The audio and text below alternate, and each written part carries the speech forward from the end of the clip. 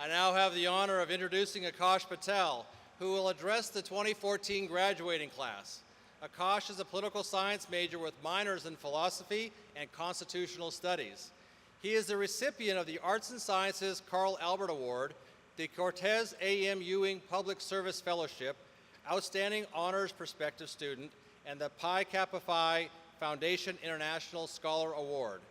Akash is one of the founding members of Pi Kappa Phi and has participated in Oklahoma Intercollegiate Legislature and served on the Arts and Sciences Dean's Advisory Council, Camp Crimson, Integrity Council, Infrafraternity Council, Judicial Board, and the Institute for American Constitutional Heritage Society of Fellows, and he took classes while he was here as well. Following graduation, he will start a nonprofit in Oklahoma City to help immigrant high school students adapt to their world here in Norman and Oklahoma City and the state of Oklahoma. Akash.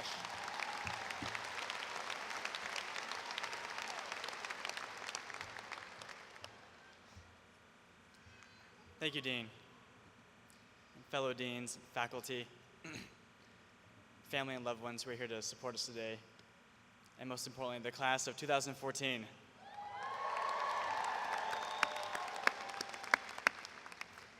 And speaking of family, I just want to share one quick story before I go into my prepared remarks. I found out something about this morning. Last night when we were at commencement, my sister texted me, and she was saying that my family had to leave early. So I actually saw them, my parents walk and my sister walk out. I was like, oh, well, all right then, that's cool. I found out this morning that what they had done last night were to pick up family last night from the airport who I hadn't seen in 10 years. And they're over there, my uncles and my aunt and my cousins, and it's just,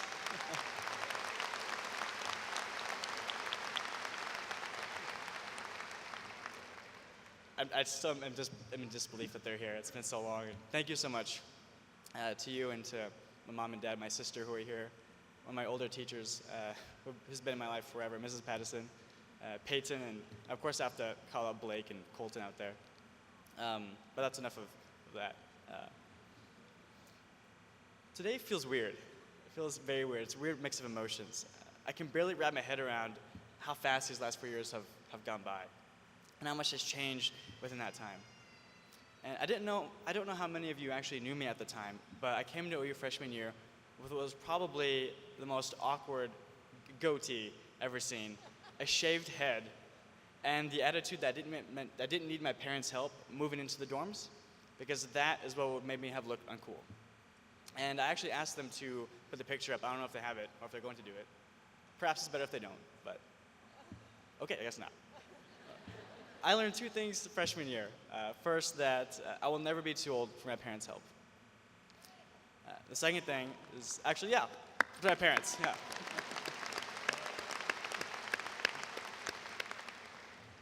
The second thing is the soul patch was a mistake I'll never live down. I also remember the uncertainty of freshman year and all the thoughts that swam through my head when I was moving in. Like, what if I get a crazy roommate? What is this freshman 15 I keep hearing about? And why can't I walk under the clock tower? Unfortunately, I actually dodged a bullet on that one because I learned that after committing the mistake, so I made it. But now we're here today, we reflect on our time at OE with awe, that we were capable of having changed so much in what feels like no time at all. I'm extremely grateful to have spent my college career here, while learning to become the person I was meant to be, and ultimately learning that sometimes things just work out the way they're supposed to. But now I'm scared and uncertain once again about what the future holds now.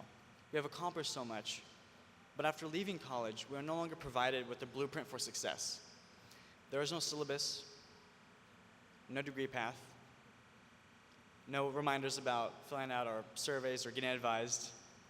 We crossed one finish line today into another journey, except this time we are in the driver's seat. And that is exactly what makes it such an exciting but terrifying time for us. All the possibilities for us after today are endless. And though I am uncertain about what is ahead for us, I'm optimistic because this is not the first time that I or my family have faced uncertainty before. My sister, my parents, and I came to the United States when I was 2 years old. We were forced to pursue citizenship due to the complications in the immigration system while being classified as unauthorized immigrants.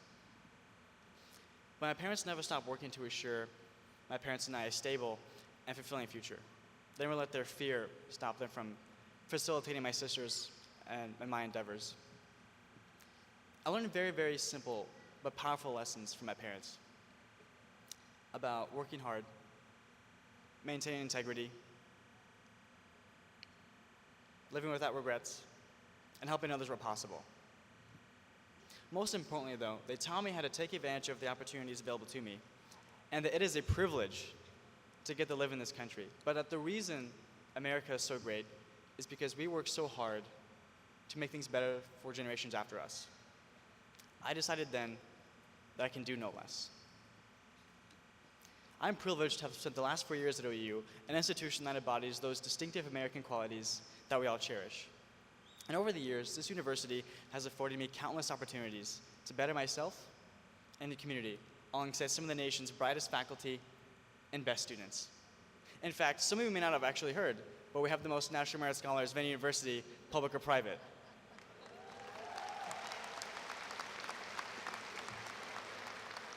A fact that we'll never forget, or be allowed to forget.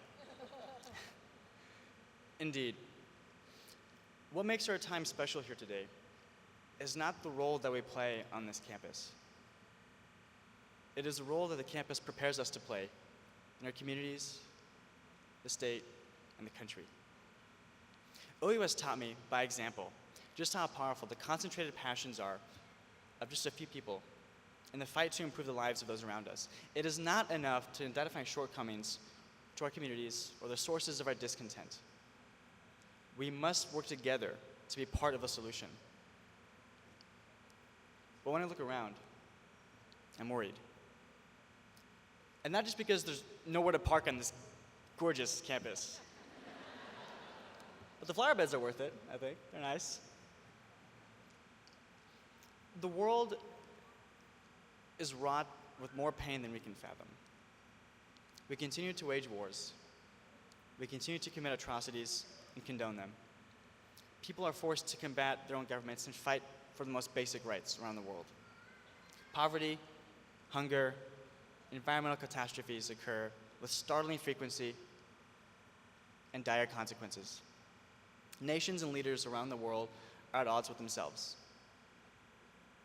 At home, we are at odds with each other, paralyzed by apathy, dysfunction, and partisanship. Our generation is inheriting an overwhelming array of problems, from crushing national debt to persistently inadequate education, healthcare, and infrastructure. But I look at you, all of you, and I see more than just national merits. I see our future educators, our inspirers, our leaders, politicians, doctors, lawyers, entrepreneurs. I see the opportunity for us to rectify the inequities around us, to build a more sustainable, productive, and prosperous future, not just for us, but for those who come after us. Not simply because we can, though I know we are more than capable, and not simply because we want to, though our ambition is palpable. We take the reins of our future because we must become the change agents that we were meant to be, not just for ourselves, but for our posterity. Now, the advantages afforded to our generation. This is awkward, I just skipped a line in my remarks.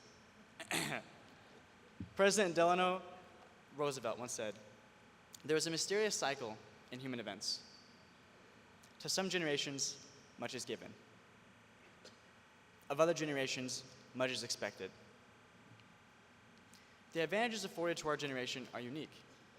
Innovations in technology and new opportunities for communication have shrunk the world, made it smaller for us to navigate, and easier to consume information and acquire knowledge than never before thought possible. But there are challenges unique to our generation as well, and they will force us to rise to very tall expectations. The economy continues to falter at a time when many of our ambitions rest on what to do next. The economy, whoops, read the same line twice, also awkward. Our government seems deaf to our demands for progress, and the world continues to fight itself. At a time when we can no longer afford to greet the challenges of tomorrow with grudges of the past.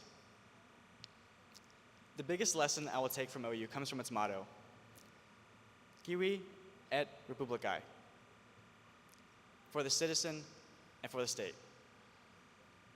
106 years ago on this day, Oklahoma's most inspirational statesman was born. Our state will be forever transformed by the vision laid out by Carl Albert, who charted a course for Oklahoma and Oklahomans to become the architects of our own future, not just subjects to it.